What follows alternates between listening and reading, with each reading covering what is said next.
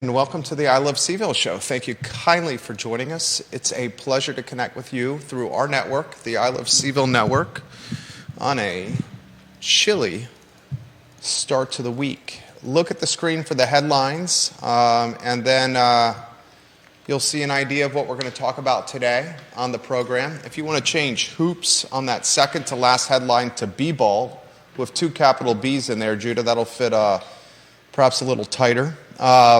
B-ball? BB, no dash, just right. BB, two capital B's. Thank you kindly.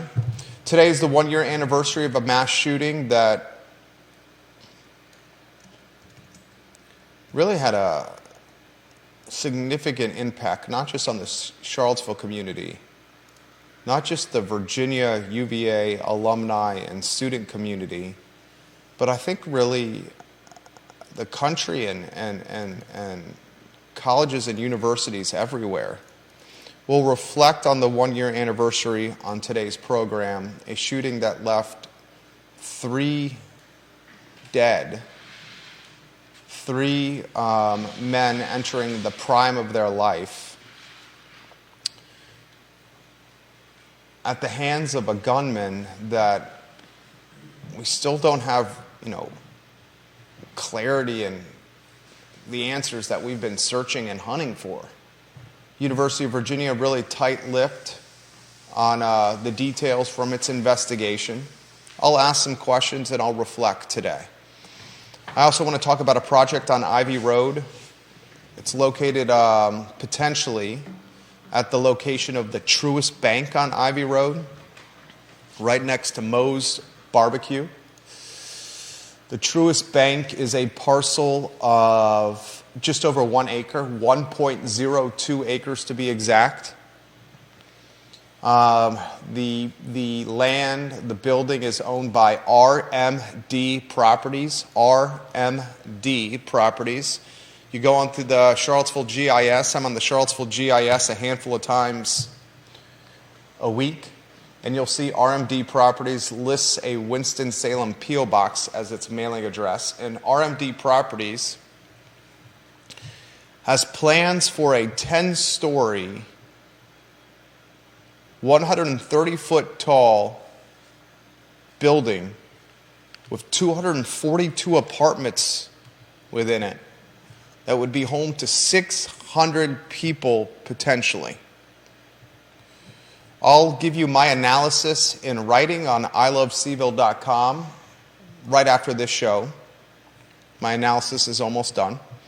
The analysis includes the letter from the University of Virginia, which was penned on Friday, authored by the school's architect and Colette Sheehy, the Senior Vice President for Operations and State Government Relations. A lot of folks are vehemently in opposition to this project, and a lot of folks are vigorously supporting this project. I'm going to ask questions on today's show like, is a 242-unit apartment building on Ivy Road that could potentially house 600 people good for the Charlottesville community? Is the infrastructure in place to support this kind of density? What will this kind of density do to the Lewis Mountain neighborhood? If you watch this program, you realize that I've said, with my crystal ball, the Lewis Mountain neighborhood will dramatically be impacted by upzoning, rezoning, the draft zoning ordinance, whatever you want to call it. I'll outline the playbook for potentially stalling this project. And is that playbook what happened on 0 East High Street? And is that playbook what happened with Phase 3 Dairy Market with the 10th and Page neighborhood? We'll have all those conversations, and we'll welcome you, the viewer and listener, to offer your thoughts and perspective on today's program. There was a massive brawl at Charlottesville High School. Rob Schilling's got the video. A brawl that is, how would you characterize the brawl, Judah? As I weave you in quickly on a 2-shot. I'd say, as a parent, scary, It was in the library. Yeah. Other reports say girls thrown against the wall. Teachers sustaining significant injury. Yeah, apparently one teacher seeking legal counsel. Legal counsel. Folks are asking the question, did this Charlottesville high school brawl, is this one of the reasons why the principal resigned? News re-reported last week on the I Love CVille Show. A lot of folks are asking about school resource officers and saying, look, get the officers back into the schools and make them more prolific in number. Yeah. Folks pointing to potential lawlessness within the hallways of Charlottesville High School, the only high school in Charlottesville City. Not to mention the fact that they're supposed to have a ban on phones, and obviously that wasn't the case if somebody got a video of it. Another dynamic, well said, Judah Wickower. A cell phone ban at Charlottesville High School, yet multiple students at Charlottesville High School documenting a brawl that seems to have involved somewhere between 20 and 30 people on cellular devices and then distributing the brawl, the video content, on various social media channels. Yeah.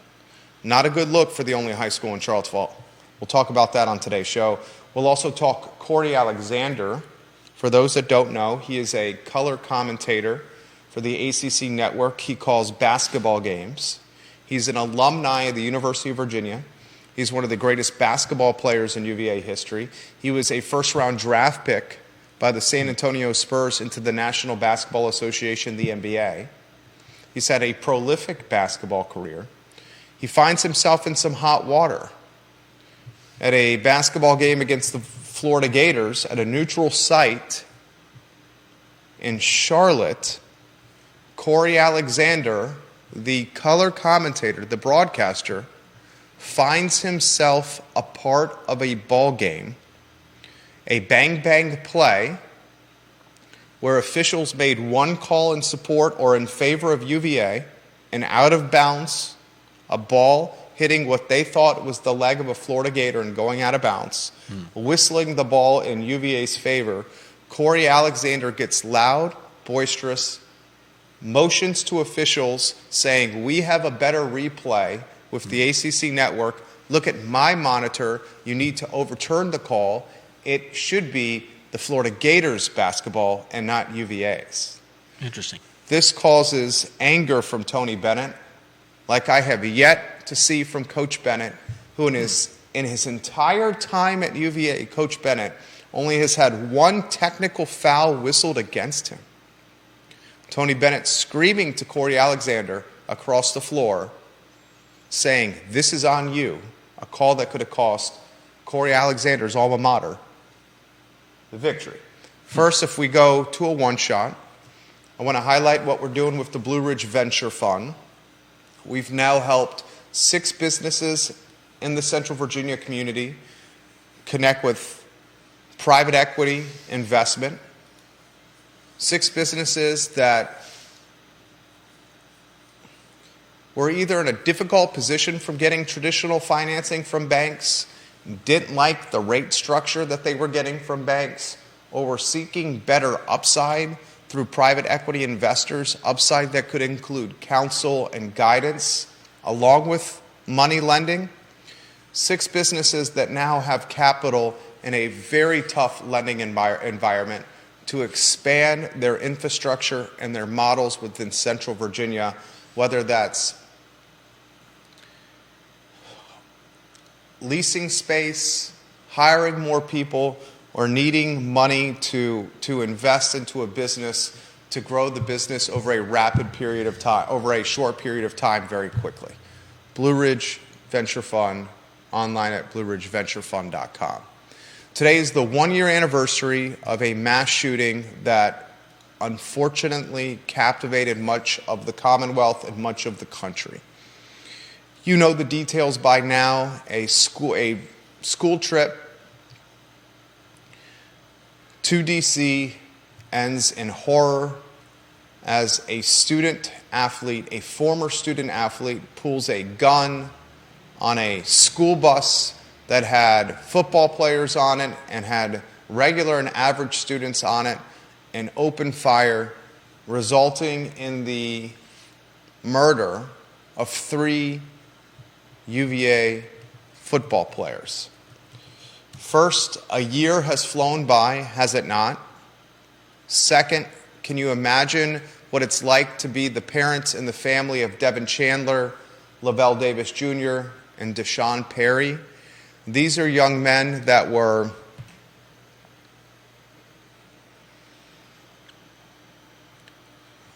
approaching adulthood, 20 and 21-year-olds, young men with potentially professional football futures as fathers and as husbands. A murder still today that we have questions, multiple murders that we have questions. UVA has been tight-lipped with its investigation and what it's found since hosting and undergoing an investigation. To say they are forever in our hearts, I think, is an understatement. Throughout this entire year, Deshaun Perry, Lavelle Davis Jr., and Devin Chandler have been memorialized and remembered on broadcasts with branding and end zones and through the fan base that we call UVA, talking about their spirit and what it was like to be around them. I feel for the parents as a parent myself. Your worst nightmare as a parent. 1 year, gone but never forgotten. Hug someone tight that you love today and tell them you love them. I want to go to the housing story that I think is going to be extremely prolific within the traditional news cycle that we call television, print, and radio. And I think after today's show is going to be on the tip of many tongues in Albemarle County and in Charlottesville City. I want to weave you in on a 2-shot, J-Dubs. Here's what we know. Truist Bank on Ivy Road. It's a parcel that's just over 1 acre, 1.02. Mm-hmm. The owner of the parcel is RMD Properties, a Winston-Salem, North Carolina mailing address on the Charlottesville GIS. They have aspirations, if you want to put the lower third, the second lower third on screen, of a 10-story, 130-foot tall, 242 apartment building that could be housing for 600 people. The University of Virginia wrote a letter which it sent to City Council and the Planning Commission this past Friday, outlining why it opposes a proposal for the planned unit development, a PUD, at 2117 Ivy Road. It's next to Moe's Original Barbecue. The letter was authored by two individuals who've been on this network, Colette Sheehy and Alice. Did you say? Alice, I see you all the time. I'm sorry, I'm messing your last name up. Alice Rauscher. I would say Rauscher. Alice Rauscher, the architect of UVA. Colette Sheehy, the UVA's senior vice president for operations and state government relations. UVA described this PUD, again, PUD, an acronym for Planned Unit Development, as a major departure from the city's stated goals for this entrance corridor. This project is right on the Albemarle County, Charlottesville City line on Ivy Road. If you listen to this show, you know UVA is expanding down Ivy Road. I've called Ivy Road the Academic Village 2.0. Ivy Road, home to the Data Science School. Ivy Road, home to Boar's Head Resort, their trophy property. Ivy Road, the area that's home to Ivy Square Shopping Center, where Foods of All Nations and a bunch of other shops are located. UVA purchased Ivy Square Shopping Center for $20 million in December of 2021. UVA purchased the Moe's BBQ location for $2,575,000 in October of 2021. UVA is buying this stretch of land quickly, aggressively, and in some cases overpaying. $2,575,000 for the Moe's location. Now, Moe's Original Barbecue, friend of the program, Derek Bond, I helped broker that business deal, the sale from Mike and Ashley Abrams to Derek Bond. He's got a very long-term lease on his restaurant, and he's doing extremely well at Moe's Barbecue. UVA must honor the lease.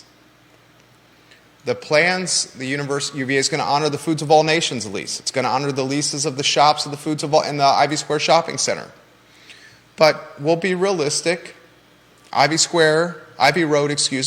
Road, from the traffic light where the tennis courts are located to the Boar's Head Resort is going to look very, very different. If you watch closely, you'll see a sidewalk being built connecting the Boar's Head to grounds proper. If you look very closely, you'll see that the data science school's got significant momentum. I mean, Jaffrey Woodruff funded this project. You'll see that this is where the university wants to grow. Here's some of the questions I have that I think are very fair, and then I'll get to your questions, viewers and listeners. First question.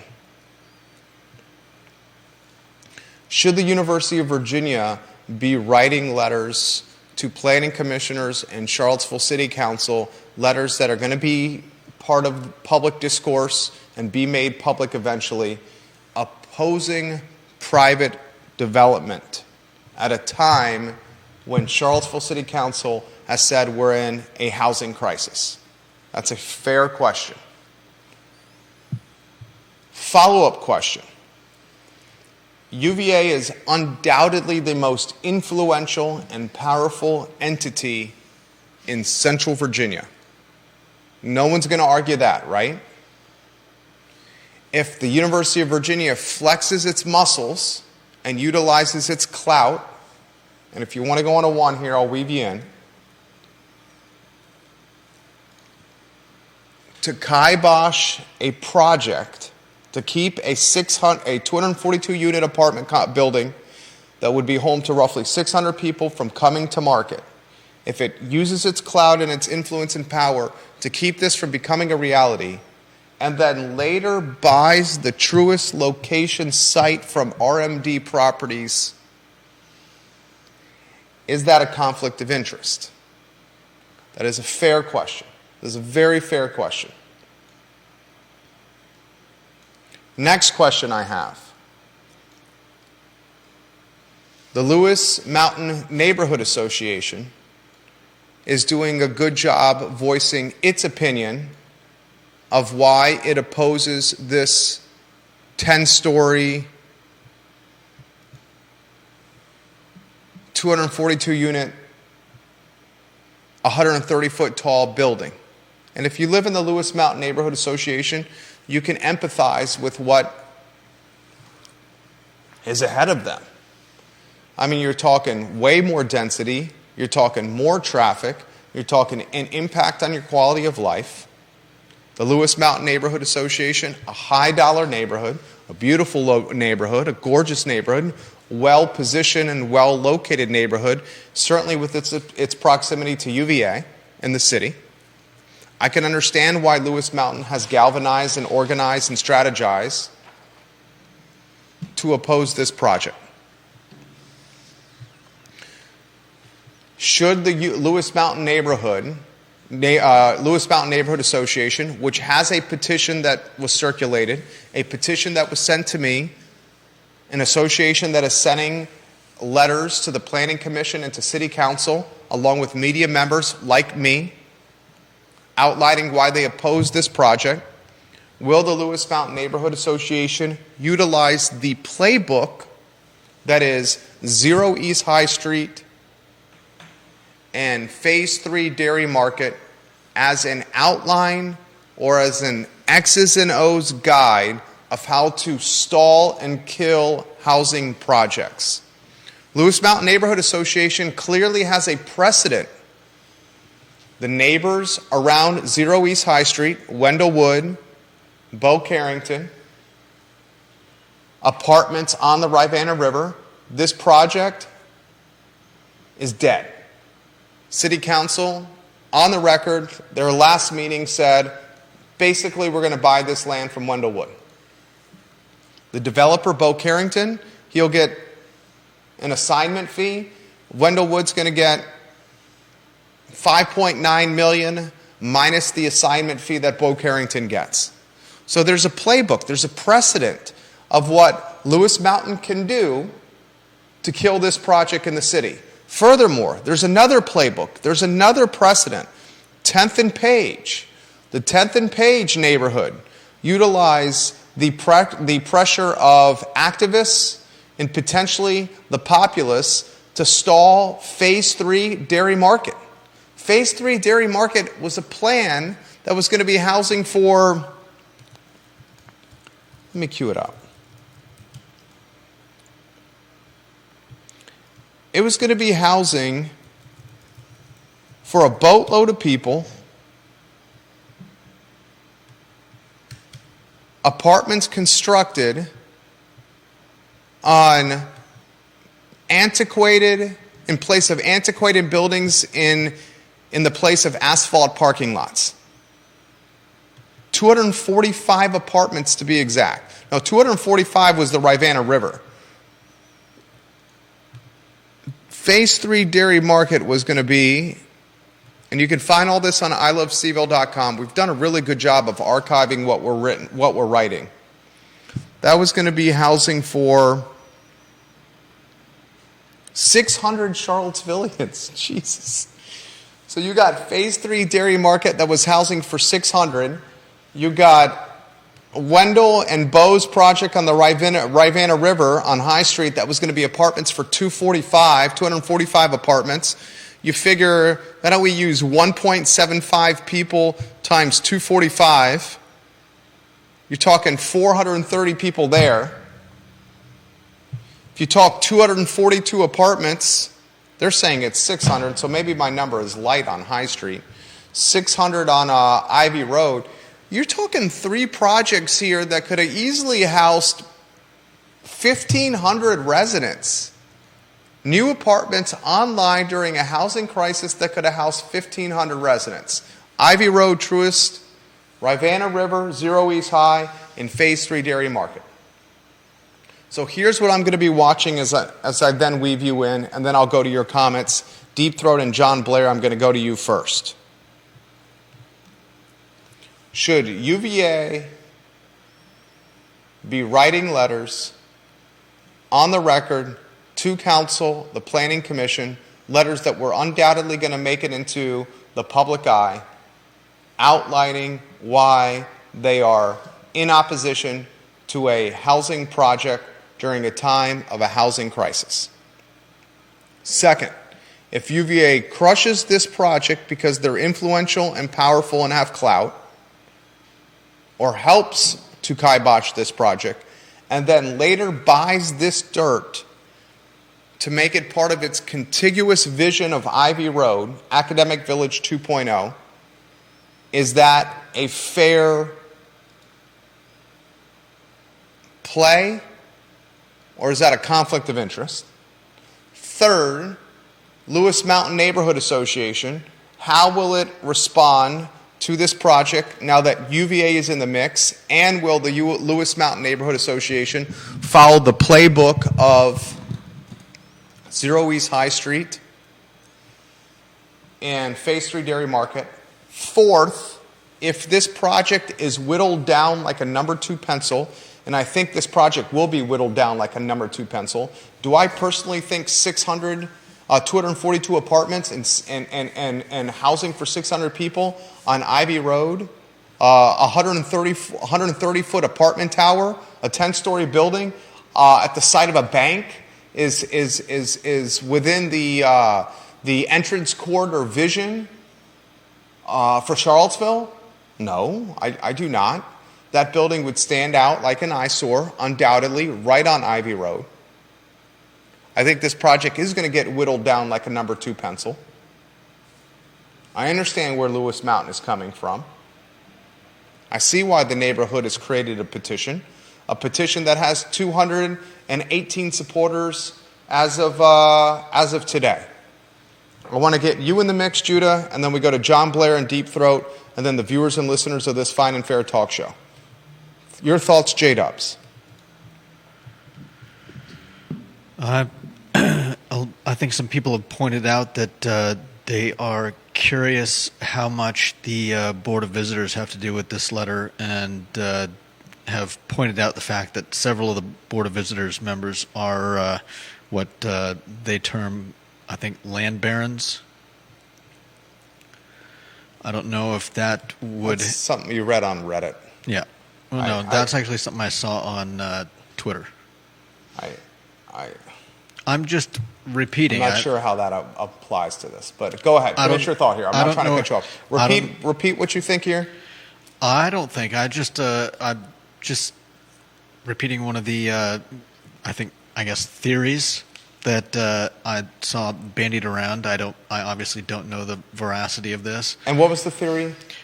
Basically mentioning that several of the UVA Board of Visitor members are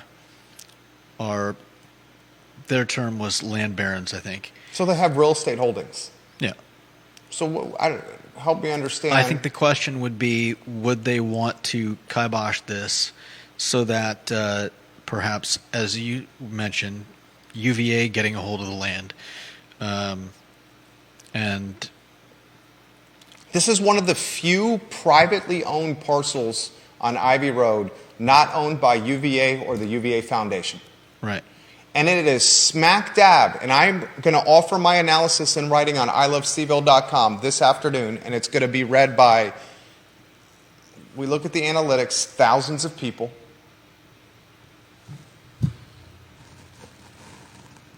There's no doubt in my mind UVA wants this for their personal holding, for its bank of holdings. Yeah. One of the clear indicators of that is the University of Virginia spending $2,575,000 for a Moe's Barbecue location and land. Right. That is vastly overassessment. In fact, because we enjoy spending time on the Charlottesville GIS, keep pontificating over there, Judah, I'm going to call up the assessment for that building. What else is on your mind?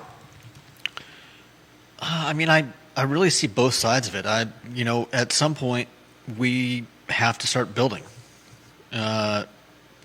People can toss out all the whys and why nots for stopping deals like this, for not building in this place or that place, for stopping the dairy market expansion. Everybody's going to have reasons why we shouldn't do something, but we need the housing. At some point, somebody has to build something, or we're just going to be stuck in this rut forever, and it's not going to get any better for anyone involved, I don't think. That being said, looking at that corner, I can kind of see how a lot of people would look at, from people from the neighborhood to people at the university would look at a massive apartment structure right there in that corner as a bit of a, I don't know what it's going to look like, so I'm not going to say it would be an eyesore, but it seems like it would be a little out of place, and and I'm not sure how they would deal with traffic for that. Not to mention parking for all those spots, unless they made the first 2 floors all parking, or if they did an underground parking lot. I'm not sure what the plans for that are, but I can definitely see how both sides are looking at this and seeing different things, seeing different sides of it. John Blair says this, Jerry, I think it is worth pointing out that in May of this year, the Albemarle County Board of Supervisors approved a 525-unit development on Old Ivy Road. You and Judah and I know that the development will lead to large amounts of traffic on Ivy Road. Did UVA write a letter protesting the development in the county? I'm curious. I think he knows the answer to that. I do not believe the University of Virginia. John, great comment. The University of Virginia did write a letter. The difference between Ivy Road and Old Ivy Road is a fairly significant one. Ivy Road is the entrance corridor where UVA is trying to expand down. Old Ivy Road is the road that runs parallel to Ivy Road, but it is not as in a desirable location as Ivy Road. Old Ivy Road is under the train road pass adjacent to Huntington Village, and where the Ivy Inn restaurant is located. The 525 unit development on Old Ivy Road, close to St. Anne's Belfield Academy, next to Davenport Field, by Huntington Village, the Ivy Inn restaurant. I don't see how 525 units can be accommodated there. We're talking a 2-lane road with very little shoulder. But time will tell. I would imagine that project is going to have significant proffers included. Proffers like traffic lights, expanding the width of the road, creating sidewalks, shoulders, bike lanes, safety improvements to Old Ivy Road. 525 units. Making sure that people can get under that bridge, no matter the weather. Especially at times of flooding. Yeah. That is prone to flooding. Mary Montgomery, welcome to the show. Logan Wells Claylow, welcome to the show. I met your husband at the board set. I believe his name is Mark. Fantastic guy, Logan. Scott Worf says he does not think Cory Alexander is one of the best UVA players in UVA history. I respectfully disagree with the mayor of Virginia Beach, Scott Aaronworth. And I'm going to say, I'd say CA is one of the best players in UVA history. Respectfully disagree on that one. First round draft pick, Cory Alexander. Not many folks can say that went to the University of Virginia. James Watson says the data science school we know is a major economic engine, but it makes me wonder if a brick and mortar school is really the future. I know for data science masters, Georgia Tech is primarily remote. UVA is very committed to having its learning done in person. Very committed to it. And I would imagine when you get donations that are of the 9-figure ilk, like Mr. Woodruff has done, he is going to be committed to having in-person learning at the school that he is funding. Let's go to Deep Throat. Very excited to read Deep Throat's commentary on this. The man knows these projects inside and out. Deep Throat says this, on the UVA letter, Jerry and Judah, viewers and listeners. And folks, respond to Deep Throat here. I think he's very provocative with his commentary and certainly makes this program better. He says, Jerry, Judah, viewers and listeners, in regards to the UVA letter, I was strolling down Emmett this weekend and passed by the former city of University Gardens. The sign is still there. University Gardens is not. It's now yet more event parking space for the John Paul Jones Arena. If UVA does not want the RMD project on Ivy Road, they could easily kill the economics of off-campus student housing development by providing more housing on campus, or at least not bulldozing existing housing. Yes, it needed a renovation or replacement, but UVA could have done either in favor of car parking. He says this, UVA is the unacknowledged villain of Charlottesville's housing crisis, such as it is. UVA brings in the students, it brings in the employees to serve those students, it pays non-professional staff poorly, takes property off the tax rolls, and literally bulldozes some of the housing it actually did provide. And probably its admins laugh behind their sleeves as activists, some of whom are UVA employees, play misdirection and conjure up the boogeyman of white wealthy homeowners. Sadly, Charlottesville is dumb enough to fall for it. And finally, Deep Throat says this: the cherry on the sundae would be if UVA helps block the RMD project, thereby knocking down the value of the parcel, and then UVA buys the lot for itself. He says it's a worse conflict than anything Rory Stolzenberg has done. That's Deep Throat. I'll put in perspective the value of this land on Ivy Road for UVA. The assessed value of the Moe's barbecue location, and I was intimately a part of this deal, was $973,400 as of this year. I will say it again. The assessed value of the Moe's barbecue location, you can rotate those lower thirds in regards to this topic if you could please, is $973,400. UVA paid for the Moe's location $2,575,000 in October of 2021. The assessed value of the Moe's barbecue location in 2021, when UVA bought it, was $906,600. That means UVA paid basically 3 times the assessed value for the Moe's location. That shows you the former owner of Moe's Barbecue, a gentleman I know who I will not name that understands land leases extremely well, owns a boatload of property in this area, Charlottesville and Albemarle County, understood the concept of negotiation and leverage. He waited till deals all up and down Ivy Road closed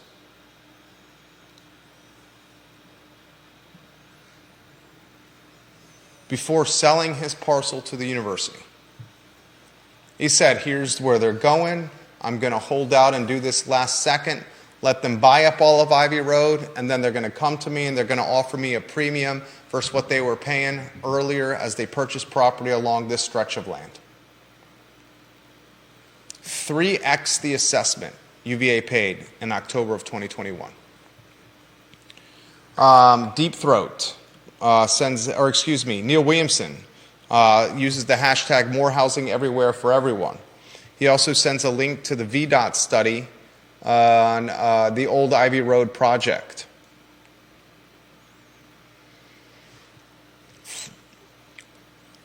There is no right answer for this topic. That's what makes the topic so dynamic for a talk show. We're in a housing crisis and we need more housing. Yeah. But evidently we did not need more housing on the banks of the Rivanna River.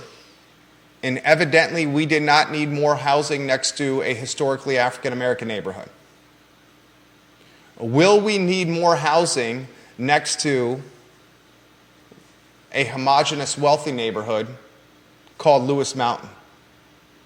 And if we get more housing next to a homogeneous wealthy neighborhood next to Lewis Mountain, does that show the hypocritical nature of housing in Charlottesville, where said housing was not permitted next to a river and next to a historically African American neighborhood?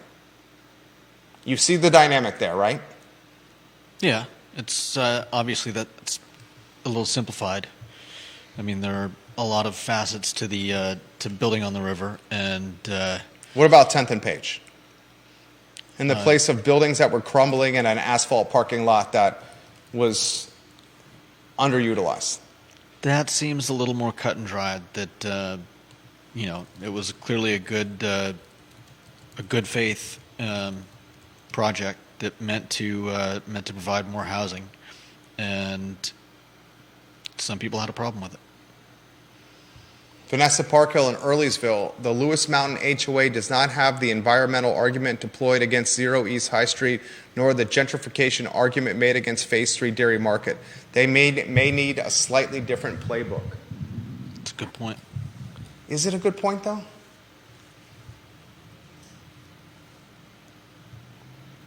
Environmental impact, 600 housing for 600 people, more cars on the road. Worse for the environment. Vehicle pollution. But that's going to happen somewhere anyways. To the tune of 600 people, though? Eventually? Or could it be scaled back? You're talking about in one spot, or are you talking about in Charlottesville? I'm talking in one spot. In total. Knocking down a bank and building an apartment building to the brink of a 1.02 acre parcel. Literally to the brink of it. Yeah, because it would have to be. It would have to be. To house 600 people. It is a lot. To house 600 people. And I really want to put this in perspective here. I've said this once and I'll say it again. Some of the most valuable real estate in Charlottesville, Virginia right now is the University Shopping Center. The commercial condos on Ivy Road that are home to the Papa John's, that are home to the tennis shop, that are previously home to... what was the name of the sushi joint? Tokyo Rose. Tokyo Rose. That's now a Latin grocery store and restaurant. Mm-hmm. Right next to that car wash, the University Shopping Center. Hunter Craig owns a portion of it. Is one of the most valuable pieces of real estate in the city of Charlottesville. If someone could assemble ownership of that shopping center, they would be sitting on literally gold. But the reason that shopping center is still in its current form is it has 3 or 4 different owners, and no one has been able to assemble control of that shopping center. That is gold right there, and UVA wants that one badly. Badly.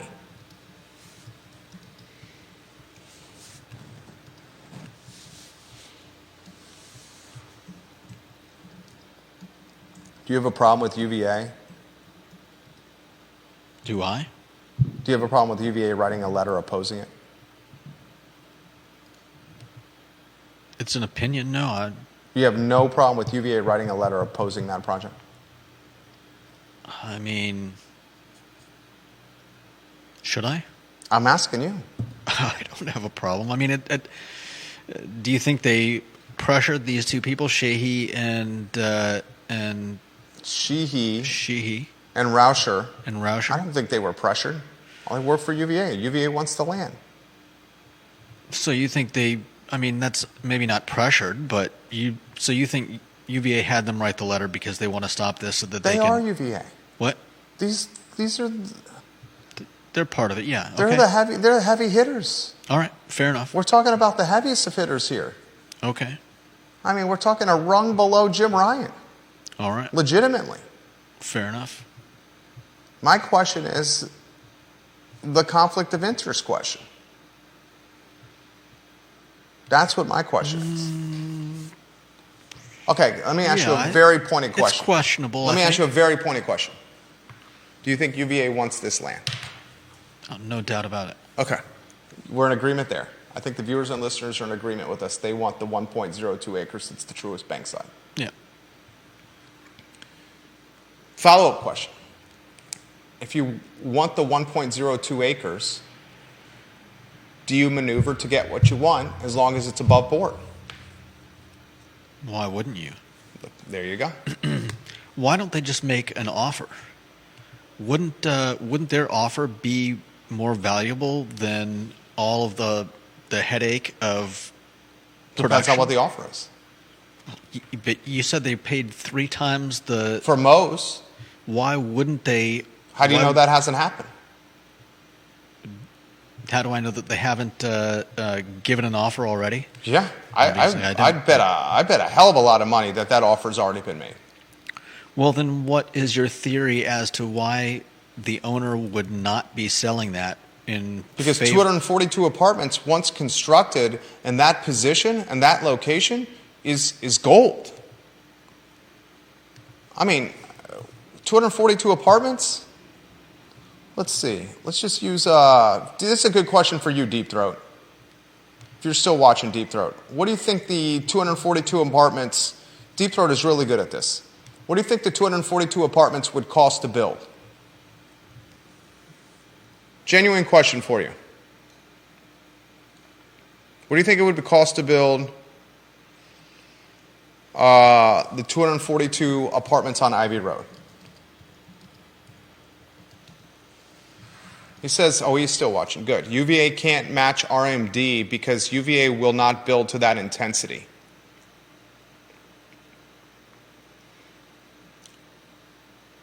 He would know that number better than me. I would bet you those 242 apartments have a market rent of,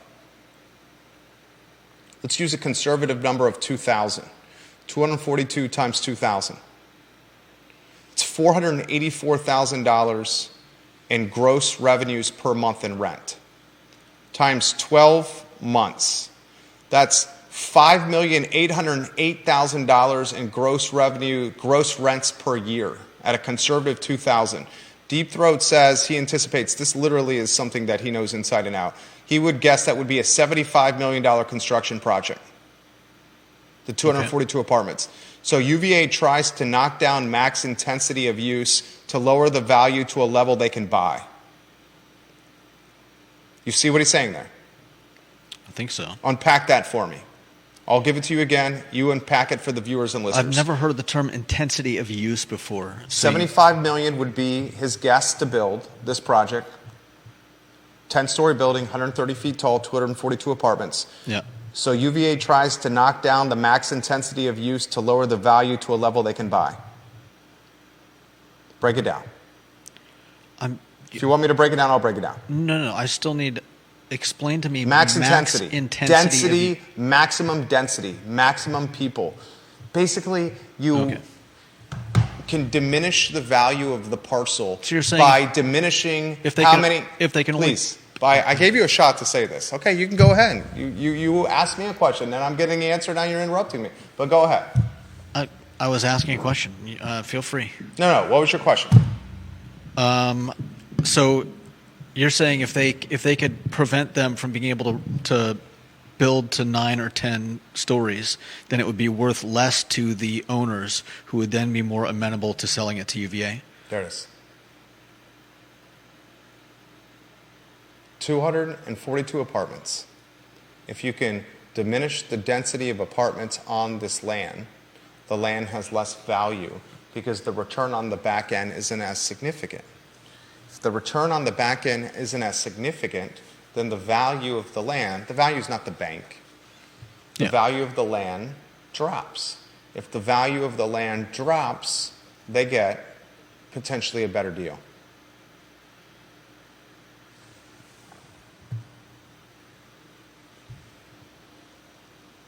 He says he guesses the value at the end of this project is something like $100+ million, so $25 million potential in profit when the project is finished. UVA is not going to pay that amount.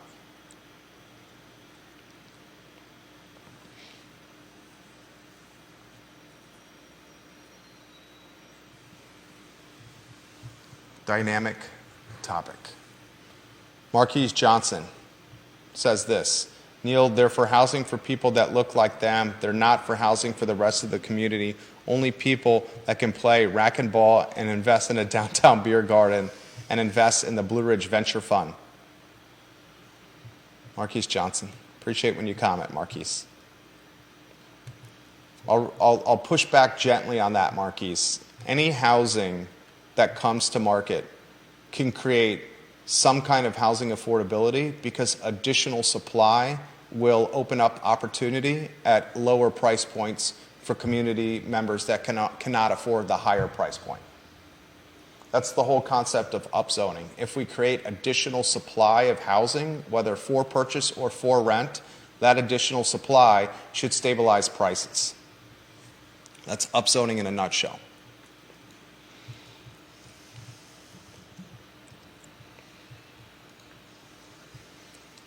I do agree. Deep Throat says this housing is for students who come from rich families. I think the $2,000 a month is light as well. Because this is the type of housing where if you put it on that truest location, you literally can walk to, it's pretty much if you think about it, what has become the exact center point of UVA grounds now? If you figure Ivy Road, if you figure UVA is going to go all the way to Boar's Head, Yeah. the exact center of UVA grounds, if it goes all the way to Boar's Head, is it now like those tennis courts on the corner?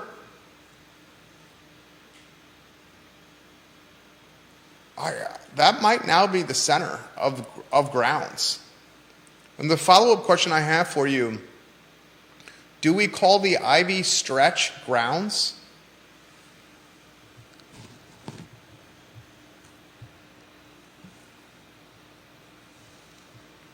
I think we probably do.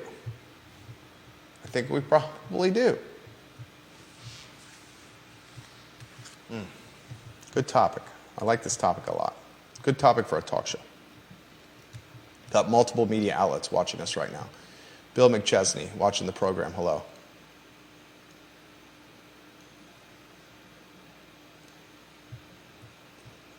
Anything you want to add on this topic before we shift to another one?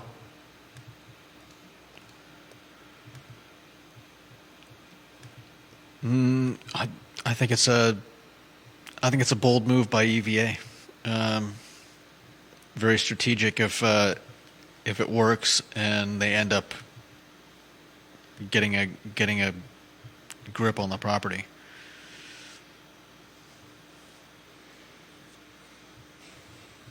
Do you think council's going to green light 130 feet? I don't know. 10 about stories that. and 242 apartments and a 1-acre site that was home to a bank? I don't know.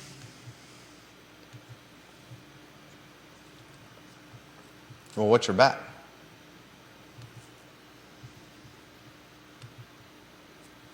I think they probably know they've got to do something, otherwise they're gonna look real bad, considering the nixing of the housing on Ravenna. Eventually they've got to approve something and get some housing built. Otherwise, people are going to say, "What the heck are you doing?" Follow-up question to that.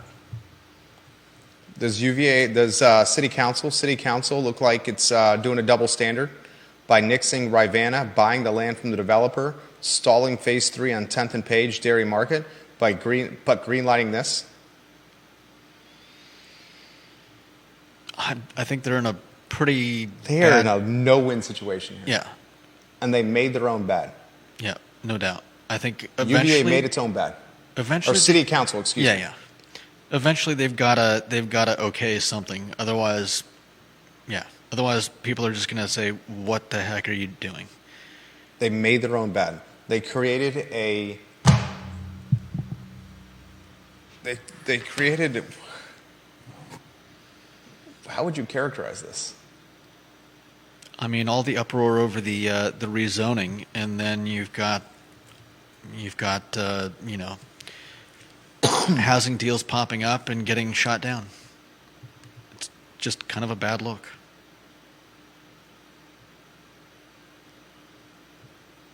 They literally have created a albatross, I don't know how you would characterize this, a no-win situation. No-win situation. All right. Two other topics. One thing I want to highlight for the viewers and listeners, we have, our team currently has one office for rent. It's $495 per month. It's a 120 square foot office with an attached private waiting room for your clients. This is a fantastic office for an entrepreneur, a team of 1 to 4 people, therapists. I cover the costs of Ting fiber internet. I cover the costs of electric, bathroom cleaning, janitorial service. $495 per month. Private office with a private waiting room in our building on Market Street next to a parking garage. DM me if you would like that, a tour of the office. or if this fits your budget at $4.95 a month, you're looking at the entry price point in downtown Charlottesville. Let's talk about the Brawl at Charlottesville High School. Rob Schilling got video of the Brawl. This is another dynamic story. I'll set the stage. Earlier this month, a 30-person brawl, roughly 30 people, roughly, in the library at Charlottesville High School. We've heard through the grapevine that the brawl was race-related.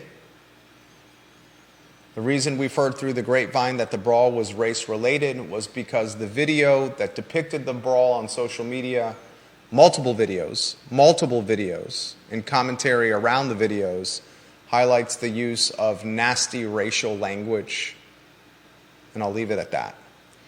We know a teacher's been injured enough where they are seeking legal counsel. We know that the principal at Charlottesville High School resigned post this brawl, after this brawl. Are we attributing the resignation directly to this massive brawl? No. But I would imagine if there's a brawl of this magnitude within the school that you're the principal of, this is going to contribute to your surprising resignation in some form or another. This has created calls from community members to bring school resource officers to the schools in more prolific or larger number fashion.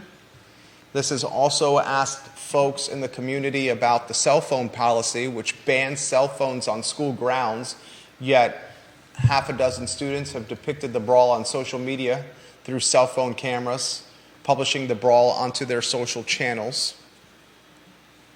And it's really created a lot of worry amongst parents and community stakeholders about the quality of life for teachers and students and administrators, and the safety for teachers, students, and administrators within school hallways.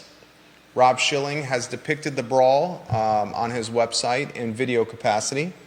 We had the brawl video last week, and we chose not to publish that. I do want to discuss the brawl without showing the footage. Your thoughts on this? Judah Wickhauer.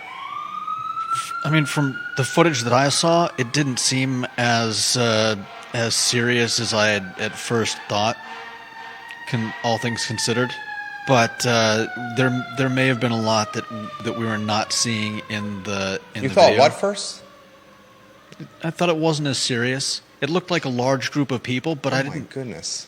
It didn't look to me like they were all involved in a brawl. It looked like a bunch of them were following whatever was going on. I could be wrong. I think you are wrong on this one. Well, I could be.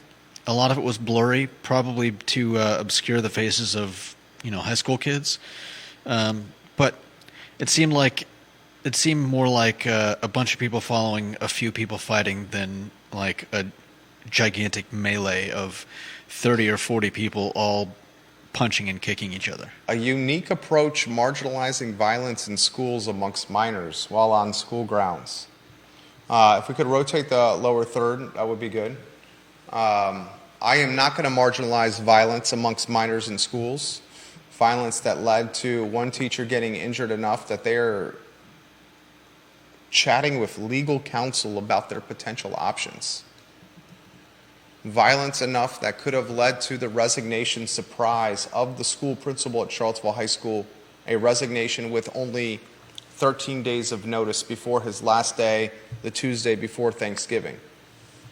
Violence that has been prolific enough, also characterized in Rob's report, you saw that, right? Where he talks about the other violence in the schools? I didn't read through the whole article. Okay. I did. I did read through the entire article. There have been other incidents at the school that were equally as concerning. It begs the question, school resource officers and their position within schools and their future within schools. I am an SRO supporter.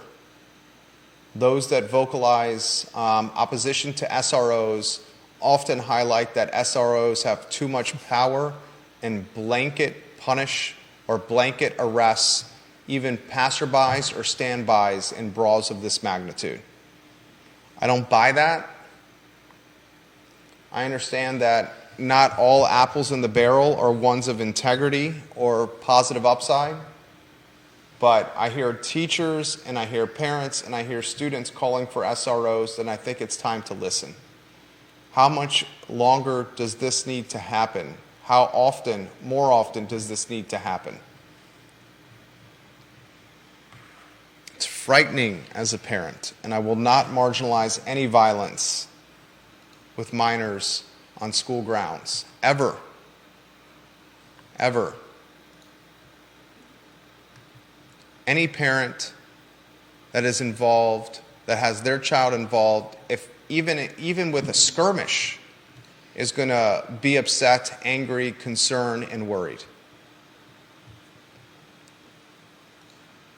Get the school resource officers in the school. Consider more than one. The cell phone ban clearly is not working.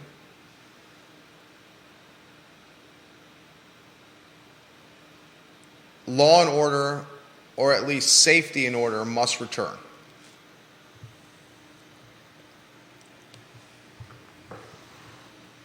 And if you don't, you'll have administrator and teacher attrition at greater frequencies. I mean, literally, you had a principal, the guy who's making 6 figures plus with the school, the highest earner within the school, quit and say, I'm quitting in 13 days, I got to prioritize my health. That's not a barometer of positivity. Last topic, and then we'll get to your comments.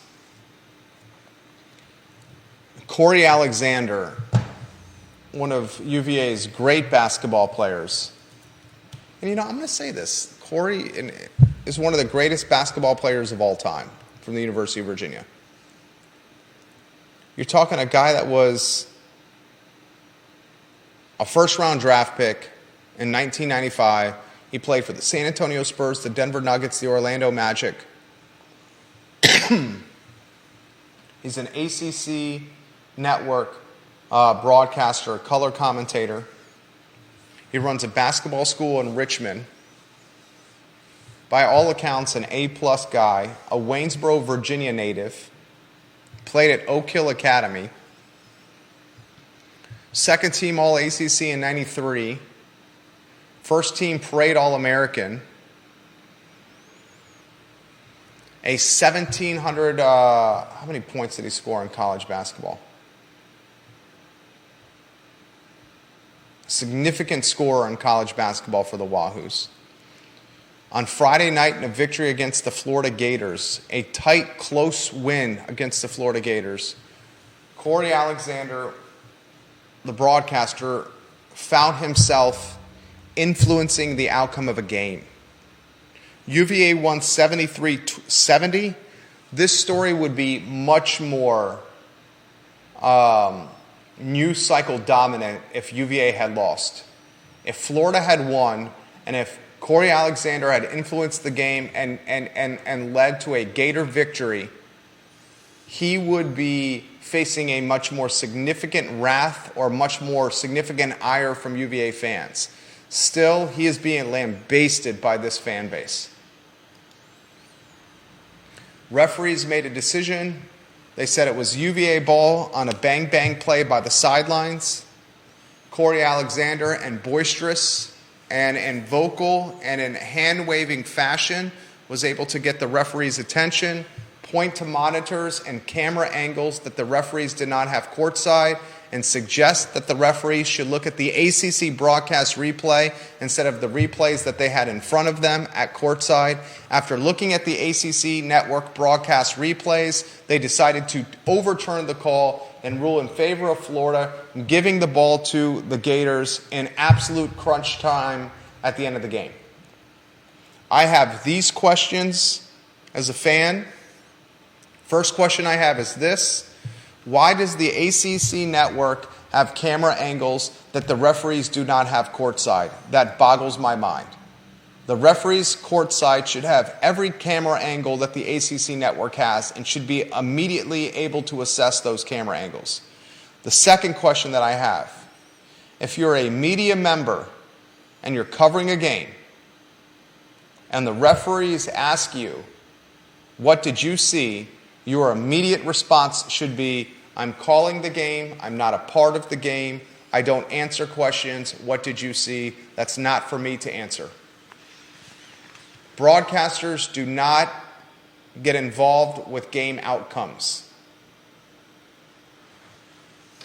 That opens up a Pandora's box of, does the broadcaster have money on the game? I'm not saying he does. I'm not saying that at all. But it opens up questions like that. Broadcasters and media members are not a part of games. They don't determine outcomes. The right answer, and I would bet it's an answer he's going to utilize moving forward, is, I am not a part of the game. I'm just calling the game. That's not for me to answer. I think we saw Tony Bennett as angry as we've ever seen the coach.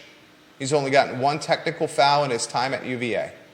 He did not get one this past Friday night because Ryan Dunn, the second year, basically talked him off at the ledge and said, Coach, next play, next play, next play.